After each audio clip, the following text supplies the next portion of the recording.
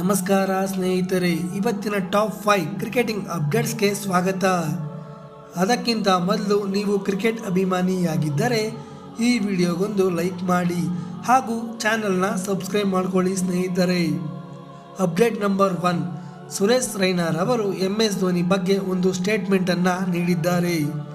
MS Dhoni ರವರು ಕಳೆದ ವರ್ಷ ಹೇಗೆ ಬ್ಯಾಟಿಂಗ್ ಮಾಡಿದರು ಎಂಬುದನ್ನು ಪರಿಗಣಿಸಿ 2025ರ IPLನಲ್ಲಿ ಆಡಬೇಕು ಎಂದು ನಾನು ಬಯಸುತ್ತೇನೆ ಎಂದು ಸುರೇಶ್ ರೈನಾ ರವರು ಹೇಳಿಕೆಯನ್ನು ನೀಡಿದ್ದಾರೆ.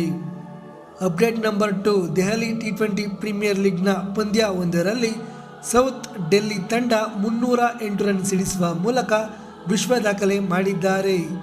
ಬ್ಯಾಟಿಂಗ್ನಲ್ಲಿ ಮಿಂಚಿದ ಆಯುಷ್ ಬದಾನಿ ಕೇವಲ 55 ಬಾಲ್ಗಳಲ್ಲಿ 165 ರನ್ ಹಾಗೂ ಪ್ರಿಯಾನ್ಸ್ ಆರ್ಯ ರವರು ಕೇವಲ 50 ಬಾಲ್ಗಳಲ್ಲಿ 120 ರನ್ ಸಿಡಿಸುವ ಮೂಲಕ 286 ರನ್ ಜೊತೆಯಾಟವನ್ನು ನೀಡಿ ವಿಶ್ವ ದಾಖಲೆಯನ್ನು ಮಾಡಿದ್ದಾರೆ.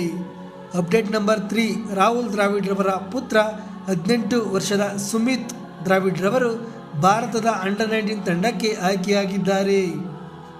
ಅಪ್ಡೇಟ್ ನಂಬರ್ 4, ನ್ಯೂಜಿಲೆಂಡ್ನ ಮಹಿಳಾ ಕ್ರಿಕೆಟ್ ತಂಡದ ನಾಯಕಿ ಸೋಫಿ ಡೆವೈನಿ ರವರು T20 ವಿಶ್ವಕಪ್ ಮುಗಿದ ನಂತರ ನಾನು ನಾಯಕಿ ಸ್ಥಾನದಿಂದ ಕೆಳಗಿಳಿಯುತ್ತೇನೆ ಎಂದು ತಿಳಿಸಿದ್ದಾರೆ.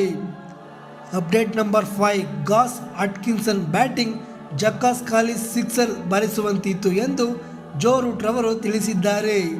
ಇದು ಇವತ್ತಿನ ಟಾಪ್ 5 ಕ್ರಿಕೆಟಿಂಗ್ ಅಪ್ಡೇಟ್ಸ್. ವಿಡಿಯೋ ಇಷ್ಟ ಆಗಿದ್ರೆ ಲೈಕ್ ಮಾಡಿ.